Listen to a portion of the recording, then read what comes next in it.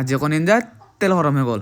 নমস্কাৰ, মোৰ নাম ঋষি দাস। সকলো অসমবাসীক মাঘ বিহুৰ অশেষ অশেষ ধন্যবাদ আৰু মৰম ৰাখিলোঁ যাতে সকলোৱে মাঘ বিহুটো ভালদৰে পালন কৰে। আপোনালোকক জনাইছোঁ যে মই এটা ইউটিউবত সৰু চেনেল ক্ৰিয়েট কৰিছোঁ, য'ত মই মিনি ব্লগসমূহ দিবলৈ চেষ্টা চলাইছোঁ। যদি আপোনালোকৰ মৰম আৰু আশীৰ্বাদ পাওঁ তেন্তে সদায় আগুৱাই যাম বুলি ভাবি আপোনালোকৰ ভিডিঅ'সমূহ প্ৰস্তুত কৰিছোঁ। যদি আপোনালোকে যদি মোৰ ভিডিঅ'সমূহ চাই ভাল পায় তেন্তে লাইক, কমেণ্ট আৰু শ্বেয়াৰ কৰিব নাপাহৰিব। ধন্যবাদ। তো গাইজ কাহিনীটো মানে এনেকুৱা, আজি আকৌ যাওঁ মেজি চাবলৈ।